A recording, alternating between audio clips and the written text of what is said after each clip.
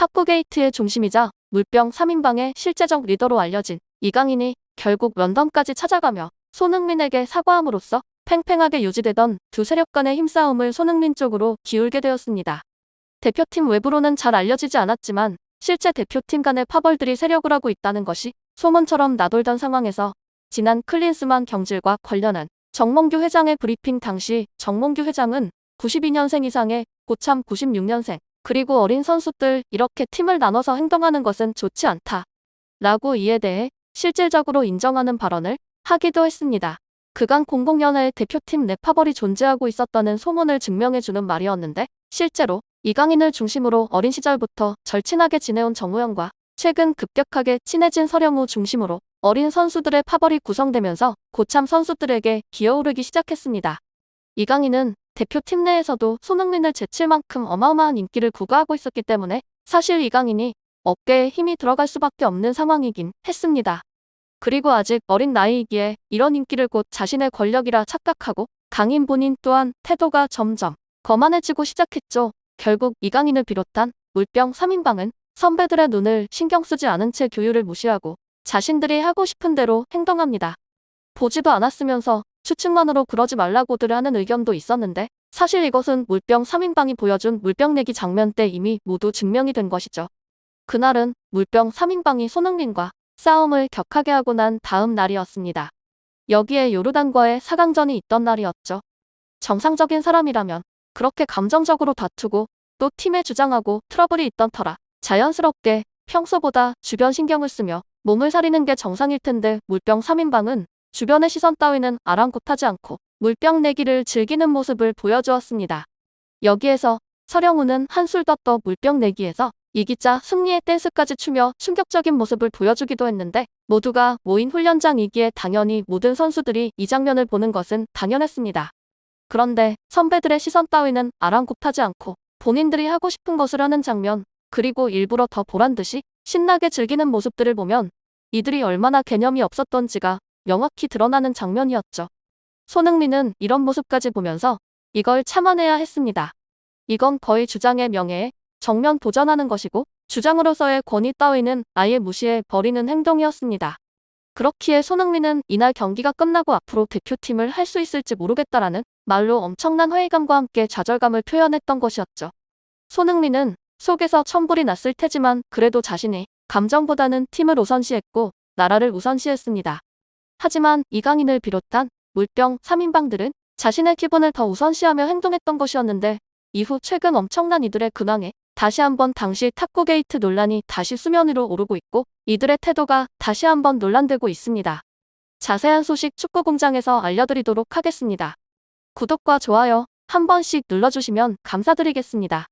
한간에 들리는 소문으로는 이강인 선수는 평소 대표팀은 안 하면 그만이다라는 말로 선배들을 더욱 화나게도 했다는 소문이 최근 퍼지고 있으며 물론 이것이 소문뿐일 것이고 그 진위 여부는 밝혀지지 않았지만 이들의 이런 행동을 비봤을 때는 충분히 단순 소문에서 끝날 문제가 아닌 진실된 사실임을 의심하게 만들고 있습니다.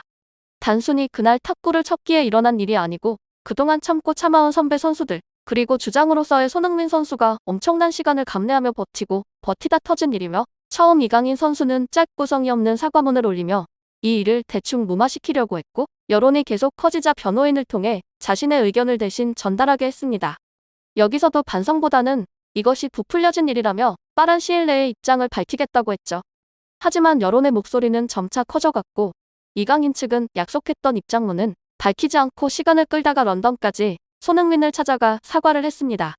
당시 입장문을 밝힌다는 건 온데 간데 없이 사라지고 상황이 불리해지고 일례 전말이 드러나게 결국 사과를 하러 간 것입니다. 사면 초가의 상황까지 몰리고서야 사과를 했다는 모습에 여전히 대중들이 분노를 하고 있는 것입니다. 진심 어린 사과와 함께 용서를 구했다면 마무리됐을 일을 끝까지 자신의 자존심을 챙기다 일이 어긋나버린 것입니다.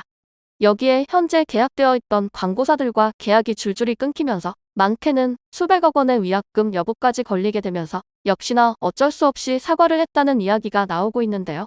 문제는 이 일은 엄연히 이강인 혼자 벌인 일이 아니라 이강인과 함께 하극상 분위기를 주도하고 이를 이끌었던 물병 3인방을 비롯해 그 밖에 파벌을 이룬 선수들은 뒤로 쏙 빠졌다는 것입니다. 함께 반란을 일으킬 땐 신나서 날뛰더니 상황이 불리해지자 이강인의 뒤로 쑥 숨어버린 것인데요. 특히 이강인과 절친 사이였던 정우영 선수는 아예 모습을 감춰버렸고 정우영은 평소에 이강인이 머물던 파리까지 찾아가 저녁을 먹을 만큼 각별한 이강인과 각별한 사이입니다. 특히 평소에 손흥민 선수를 어려워하며 자신과는 잘 맞지 않는다는 느낌을 자주 전달했는데요. 박지성이 나오는 예능에 출연했을 때에도 손흥민 주장에 대해 이야기하며 손흥민 선수가 불편하다는 뉘앙스로 얘기에 큰 논란이 되고 있습니다. 정우영은 아직까지도 탁구 사건과 관련해서는 별로 할 말이 없다라면서 이강인과 철저히 선을 긋고 있습니다. 설영우도 함께 이 논란에서 확실히 빠져있겠다는 모습을 보여주고 있는데 이강인을 제외한 정우영과 설영우는 하나같이 전부 잠수를 탄 것입니다.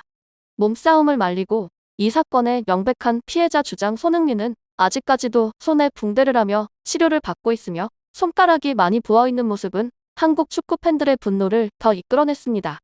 하지만 최근 밝혀진 충격적인 내용은 이런 추악한 행위를 한 이강인을 포함한 축구 3인방을 앞으로 국가대표 소집에 찬반 여부 투표를 진행했고 이 결과 대표팀 차출에 찬성을 한 사람의 표가 더 많게 나오자 많은 축구 팬들은 이해를 할 수 없다는 의견을 보이고 있습니다. 과연 이강인을 포함한 탁구 게이트 3인방은 대표팀에 차출을 해야 할지 여러분의 의견을 댓글로 남겨주세요. 이렇게 엄청난 소식들이 쏟아져 나오고 있는 가운데 앞으로의 축구 관련 소식 계속해서 축구공장에서 전해드리도록 하겠습니다. 구독, 좋아요 눌러주시면 영상 제작에 정말 큰 힘이 됩니다. 정말 열심히 하도록 하겠습니다. 오늘도 끝까지 시청해주신 여러분 진심으로 감사드리며 구독, 좋아요 눌러주신 여러분 진심으로 감사드립니다.